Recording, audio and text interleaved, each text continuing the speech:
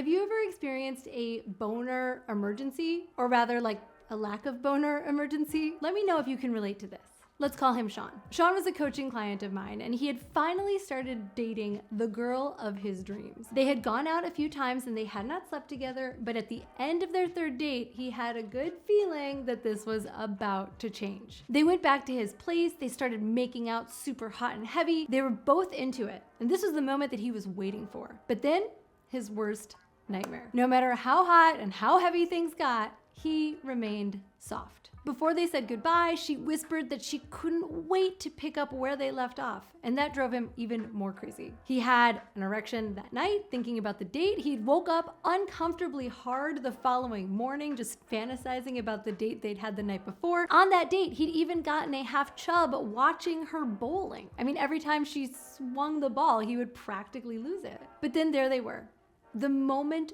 of truth. Now, Sean had been a long-term client of mine. He'd worked with me to overcome his performance anxiety and premature ejaculation in the months prior. And he definitely had a moment of panic when it dawned on him that he might now be dealing with ED. Luckily, he was able to center himself and remember what I taught him. In just a couple minutes, he shifted his focus from embarrassment. He used a few simple tricks, and he was sporting a thick stiffy in a jiffy.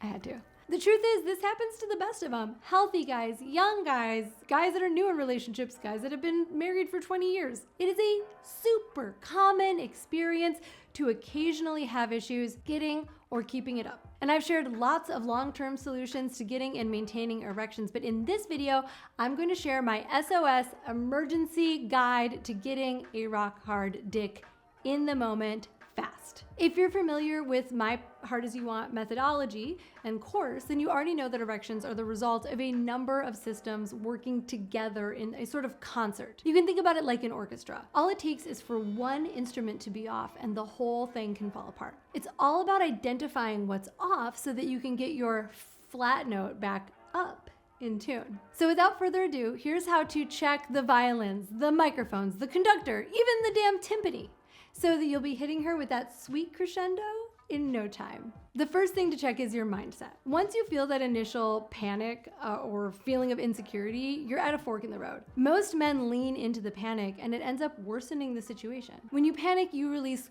cortisol and adrenaline, which make it hard to get hard.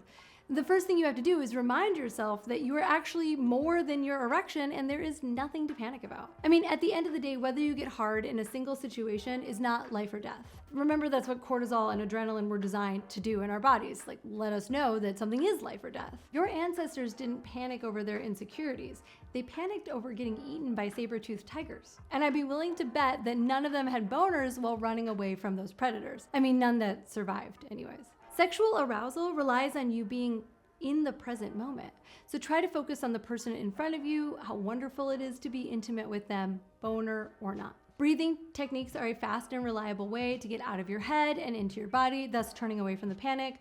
Try a simple 4-7-8 breathing technique, in for 4, hold for 7, exhale for 8, or any other technique that you can remember in the moment that will get you out of fight or flight mode. It might sound counterintuitive, but the better that you are at stopping the worry, the faster the erection can come back. Now that your mindset is sorted, you can shift your attention to number 2, the setting. Sometimes performance anxiety comes completely from within, but it can also be caused or at least supported by environmental factors. The next step in your system check is figuring out if there's anything that's stopping you from getting it in. Are you nervous that the neighbors might hear or see you? Are you distracted by the laundry that you forgot to put away? Maybe it's so quiet that you can hear a pin drop and you just need some music in order to get the energy right. If you notice that something is distracting you, take a couple minutes and address it. So many men try to overcome these feelings of discomfort and just power through, which only gets them more in their heads. Instead, it's so much better and easier to just make the adjustment that you need in order to feel at ease in the environment. Take care of yourself first so that you can take care of her. She will understand, I promise. The second part of addressing your environment is taking care of the elephant in the room, specifically the trunk part that's not cooperating. Speaking what's going on in your head out loud has the magical effect of taking its power away. Tell your partner what you need and express what's going on. The silent pressure of secretly trying to get hard while your partner's just laying there oblivious is an obvious boner killer. Get it out into the open, relieve the pressure, name what's going on, you'll be back on track in no time. And if you feel like you're spiraling or that the hard-on that you're going for just isn't going to happen, it is totally okay to take your foot off of the gas and take a break. Hit pause and come back to it. Slow dance in the kitchen. Have a great conversation. Make out for a while. Make out for a long time with no expectations of a clear progression to sex, which, by the way, is actually kind of hot. Like when you don't know exactly what's going to happen, maybe sex, maybe not. A great example is like when you forget what you were going to say. Sometimes the best solution is to stop straining to figure it out, move on in the conversation, and then bam, it hits you. Which brings me to number 3, get turned on. You know, or I hope you know, because you've been subscribed to this channel, what gets you going? What makes you horny? Is it possible that that's absent? Maybe your partner isn't doing it for you in the way that you need.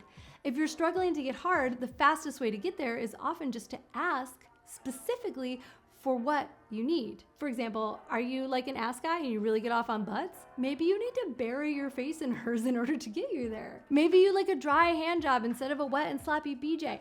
Oh, good, okay. Everybody has their preferences, and great sex requires that you voice them, which we can be a little timid about, especially in situations like Sean was in, right? It's his first time with this girl, he doesn't want to mess it up. He kind of just wants to go with the flow, let her guess what he needs. It's not always the nicest thing to do to either one of you. And of course, sometimes we need a little fantasy to get us there, and there's nothing wrong with that. So think about maybe a sexy scene from your favorite adult movie, or like a steamy memory from a recent time with an ex. Maybe it's the hot barista that you fantasize about. Do whatever you need in the moment to turn yourself back on and watch what happens. There is a time and a place for everything. You got this. And remember, let me know in the comments what you think. I do read them. And don't forget to subscribe for more weekly content. I'm Caitlin B, and I'll see you here next week. Bye-bye.